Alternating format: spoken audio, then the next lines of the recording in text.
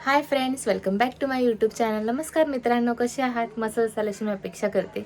मी पण खूप मस्त आहे. तर आजचा व्हिडिओ खूप खास होणार आहे. तर आजचा व्हिडिओ या विषयावरती होणार आहे की मी बाळाबद्दल कुठलीच गोष्ट सांगितली नाही किंवा शेअर नाही केली तुमच्यासोबत.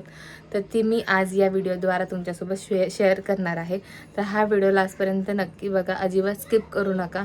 मी पूर्ण डिटेलमध्ये व्हिडिओ टाकणार आहे. तर चला, मी खूप एक्सायटेड आहे. तुम्ही पण एक्सायटेड आहात का नाही माझ्या बाळाबद्दल ऐकण्यासाठी, की मला काय झालं आहे, कधी झालं आहे, मी कधी मम्मीकडे आले, त्या सगळ्या गोष्टी मी सांगणार आहे. तर चला, मला खूप आतुरता आहे मी काय काय सांगणार आहे. आणि तुमची पण आतुरता असेल की मला काय झालेलं आहे किंवा कधी झालेलं आहे हे ऐकण्यासाठी. तर चला, मी जास्त टाईम नाही घेत तुमचा आणि व्हिडिओला स्टार्ट करते. तर चला, लेट्स गो. फ्रेंड्स, तर मी तुम्हाला माझ्या डिलेवरीबद्दलची जर्नी सांगणार आहे. तर मी खूप एक्सायटेड आहे. तर तुम्ही पण ऐकायला एक्सायटेड आहात का नाही ते नक्की कमेंट करून सांगा. तर सगळेजणच एक्सायटेड असतात की मला काय झालं आहे हे ऐकण्यासाठी, किंवा कधी झालं आहे, किती दिवस झाले, नाव काय ठेवलं आहे, हे सगळ्यांचे प्रश्न असतीलच. ते सगळ्या प्रश्नांची मी उत्तर देणार आहे. त्यासाठी हा तुम्हाला व्हिडिओ लास्टपर्यंत नक्की बघावा लागेल. आणि जर तुम्ही माझ्या चॅनलवरती नवीन असाल तर प्लीज चॅनलला लाईक करा, शेअर करा, सबस्क्राईब करा, भरभरून प्रेम करा प्लीज, आणि सपोर्ट करा. आणि चला, तर मी तुम्हाला सांगते काय झालं. तर मी प्रेग्नेंट राहिली होती फेबमध्ये. तर फेबमध्ये प्रेग्नेंट राहिल्यानंतर मी माझं नाव टाकलं होतं तिकडे पुण्याला.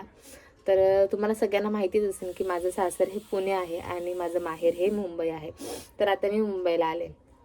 तर मी मुंबईला कधी आले, तर मी मुंबईला 7वा संपताना आले मुंबईला. कारण की इथे पण नाव टाकलं होतं आणि इथे पण चेकअप करायला मला जावं लागत होतं 15-15 दिवसांनी. त्याच्या आधी 1-1 महिन्यानंतर जायला लागत होतं. पण 7व्या महिन्यानंतर मला 15-15 दिवसांनी त्यांनी बोलवलं होतं. तर मी रोज चेकअप करायला इकडे जात होते. आणि मला ते ट्रेनचं ट्रॅव्हलिंग जमणार नाही या सिच्युएशनमध्ये, म्हणून मी मम्मीकडे 7व्या महिन्यात संपताना आले. कारण की 8व्या महिन्यात येत नाही म्हणून, नाही तर मी राहिले असते सासरी. तर त्याच्यानंतर मी इथं आले 7वा संपताना. आणि त्याच्यानंतर माझी डिलेवरी झाली ती नोव्हेंबरच्या 17 तारखेला माझी डिलेवरी झाली. तर डिलेवरी मला त्रास झाला थोडाफार, मूड स्विंग्स झाले.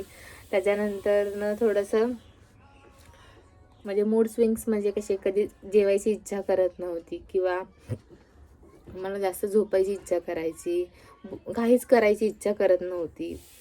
असंच नॉर्मल वगैरे, उलट्या वगैरे मला काय झाल्या नाहीत, फक्त मला काहीच करू वाटायचं नाही. भरपूर सारा आराम केला मी माझ्या डिलेवरीमध्ये. आणि माहेरी आल्यानंतर आरामच, आणि सासरी पण माझ्या आरामच होता.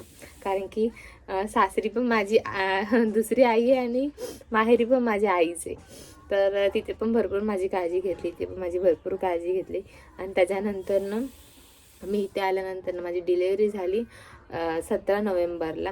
मला वाटलं होतं की दिवाळीमध्ये होईल, पण दिवाळीमध्ये नाही झाली, 17 नोव्हेंबरला झाली माझी डिलेवरी. तर 17 नोव्हेंबरला माझी डिलेवरी झाल्यानंतर मी 3 दिवस हॉस्पिटलमध्ये होती. आणि त्याच्यानंतर मला 4थ्या दिवशी घरी आणलं. 4थ्या दिवशी घरी आणलं, पण हॉस्पिटलमध्ये माझ्या बाळाने मला 3 पण दिवस झोपून काही दिलं नाही. कारण की तो मॉर्निंगला झाला होता, म्हणून मला खूप त्रास झाला. कारण की मला म्हणजे डिलिव्हरीनंतर अक्षरशः थकली होती ते सारखं झोप येत होती. आणि तरी पण मी ते, एक आई झाल्यानंतर सगळी रिस्पॉन्सिबिलिटी येते आईवरती, आणि ते मी पण सगळं फोर्स केलं. आणि त्याच्यानंतर माझी डिलेवरी नॉर्मल झाली का सीझर झाले, सी सेक्शन झाले. तर माझ्या मायराच्या टायमाला पण माझी नॉर्मल डिलेवरी झाली, आणि या बाळाच्या टायमाला पण माझी नॉर्मलच डिलेवरी झालेली आहे स्वामींच्या कृपेने. आणि म्हणजे वॉक वगैरे सगळं टाईम टू टाईम सगळ्या गोष्टी केल्यानंतर एक टायमाला डिलेवरी जवळ येताना मला खूप भीती वाटत होती की आता काय होईल, सी सेक्शन होईल का नॉर्मल होईल, याची भीती वाटत होती मनातून. पण देवावरती श्रद्धा आणि भरोसा असल्यानंतर आपल्या मनासारखंच होतं हे मला पटलं आहे. तर माझी ही डिलेवरी पण नॉर्मल झाली. तर हा मला 5:30 वाजता झाला आहे सकाळी. आणि त्याच्यानंतर मी 4थ्या दिवशी घरी आणले मला. त्याच्यानंतर ते सगळ्यांच्या आयुष्यात जे घडतं की रोज चुरून वगैरे खायचं, भाकरी खायची, तळलेलं तुपातलं असं कुठली गोष्ट खायची नाही, गरम पाणी प्यायचं रोजचं रोज. हे सगळ्या गोष्टी माझ्या पण आयुष्यात झाल्या आणि सगळ्याच स्त्रियांच्या आयुष्यात होतात. आणि खरंच आई पण खूप वेगळं असतं आणि ते आई झाल्याशिवाय कळत नाही, ती खरी आहे. आपण जोपर्यंत मुलगी असतो तोपर्यंत कुठलीच गोष्ट कळत नाही, पण आई झाल्यानंतर भरपूर साऱ्या गोष्टी आपोआप कळायला लागतात, उमजायला लागतात. आणि तशाच गोष्टी मला पण थोड्याफार समजल्या आई झाल्यानंतर ना.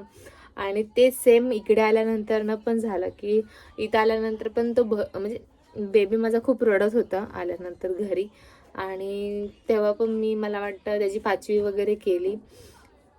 त्याच्यानंतर पण तो भरपूर रडायचा, रात्री रात्री मला झोपून देत नव्हता.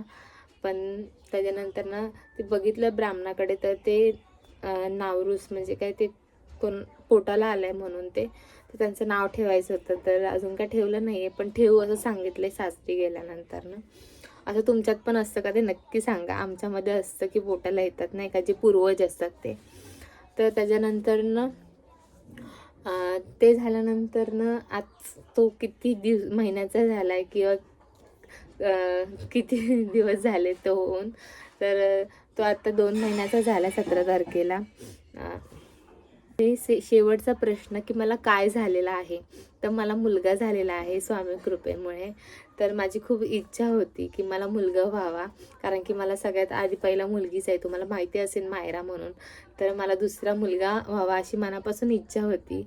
आणि सगळे म्हणतात की जरुरी नाही आहे की मुलगी झाल्यानंतर परत मुलगा होईल, पण भीती कुठेतरी मनात होती की मुलगी झाली तरी पण ठीक होतं, पण असतं ना एक फॅमिली कंप्लीट होण्यासाठी एक मुलगा पाहिजे होता. आणि तो फायनली स्वामींनी तो मला दिला आहे.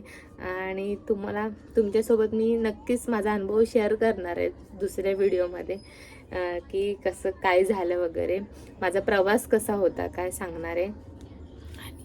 मला हा मुलगा झाला आणि त्याचं नाव काय ठेवलं आहे, तर मी त्याचं नाव ठेवलं आहे विहान. तर हे आमचं पहिल्या बाळाच्या टायमालाच आम्ही नाव ठरवलं होतं की मला विहान ठेवायचं आहे, पण तेव्हा मला लक्ष्मीच्या कृपाने मायरा झाली होती आणि आता मुलगा झाला म्हणून मी त्याचं नाव विहान ठेवलं आहे. तर तुम्हाला त्याचं नाव कसं वाटलं ते नक्की कमेंट करून सांगा.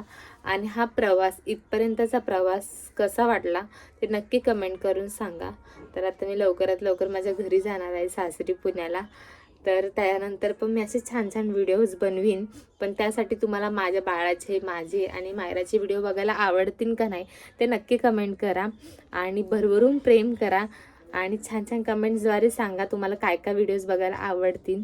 तर चला भेटूया आपण दुसऱ्या व्हिडिओमध्ये. Bye bye. खूप प्रेम करा. Bye bye.